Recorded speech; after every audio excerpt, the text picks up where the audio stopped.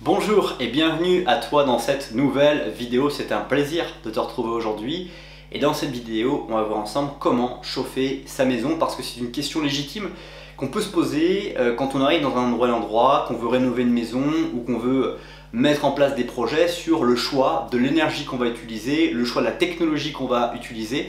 Et évidemment, c'est une question qui va être en fait une confrontation entre le lieu géographique dans lequel vous allez projeter votre idée et également les choix technologiques que vous appréciez ou les disponibilités d'utilité que vous avez à proximité du lieu que vous avez choisi, dans lequel vous avez choisi de vivre les prochains temps. Dans cette vidéo, on en parle. Donc l'une des premières raisons de se poser cette question sur comment chauffer sa maison, c'est une idée de réflexion sur le long terme, moyen-long terme.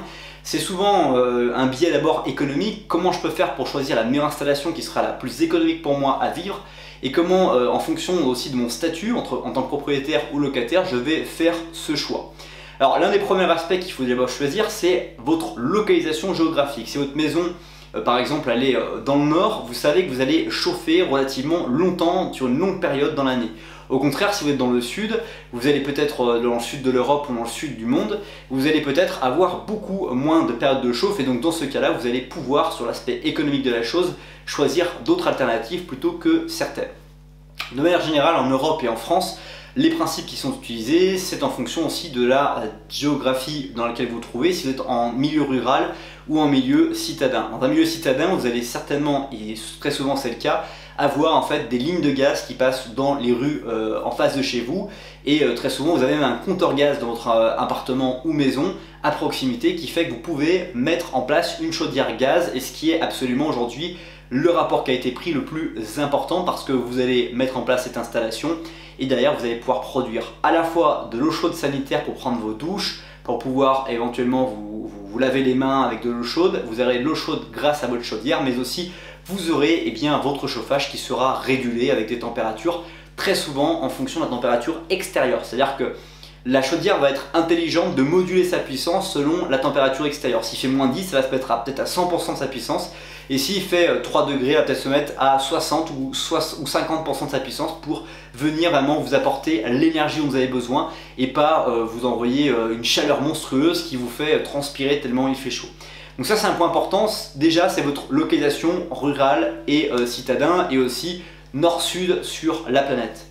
Une fois qu'on s'est dit ça, après il y a différentes réflexions. C'est si vous êtes locataire ou si vous êtes propriétaire. Si vous êtes propriétaire et que vous allez mettre en location votre bien immobilier, dans ce cas-là, ce qui est souvent pratiqué, c'est de mettre en place des convecteurs électriques, parce que c'est le moins coûteux sur l'entretien à court, moyen et long terme, et c'est surtout aussi parce que le locataire paiera la consommation électrique directement et sans que vous ayez à gérer des problèmes d'entretien qui seront en limite de prestation entre locataires, propriétaires, etc.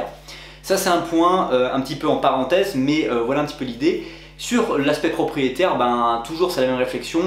Combien de temps je vais vivre dans cette maison? Est-ce que c'est à plein temps? Est-ce que c'est à mi-temps? Est-ce que c'est un quart, trois quarts de l'année, en fonction de mes différentes activités, de mes différentes possibilités de vie? Et en fonction de ça, on va réfléchir sur les températures extérieures maximum qui vont se dérouler, et on va choisir sur de l'électricité, du gaz, du fioul, ce qui n'est pas vraiment terrible actuellement, de la climatisation en temps direct, dans lequel on aura cet effet qui se coule d'avoir à la fois la clim pour l'été et à la fois le chauffage pour l'hiver, qui est une très bonne solution. À la différence qu'il va falloir aussi ajouter à cette note-là la ventilation et l'eau chaude sanitaire, surtout l'eau chaude sanitaire qui ne sera pas prévue dans la climatisation. Le fait d'avoir une chaudière par exemple gaz, on va pouvoir avoir l'eau chaude sanitaire sur cette chaudière gaz, et si on se met en toute électrique, on va pouvoir avoir un ballon d'eau chaude qui sera toute électrique avec des résistances électriques qui feront réchauffer l'eau pour pouvoir vous donner une température vraiment acceptable dans les moments que vous avez besoin. Donc d'une manière générale, le choix de la technologie est vraiment en fonction de là où vous êtes. Si vous voulez répondre, si vous avez des questions qui restent à résoudre, n'hésitez pas à me le donner dans les commentaires. Je partagerai avec vous quelques astuces, quelques techniques qu'on pratique au quotidien dans le métier du chauffage, ventilation et climatisation. En attendant, cette vidéo est déjà sur sa fin. Merci de l'avoir regardée, j'espère qu'elle vous a plu. Si c'est le cas, n'hésitez pas à me le faire savoir. Et en attendant, je vous souhaite de passer une très bonne suite de journée. Bye bye.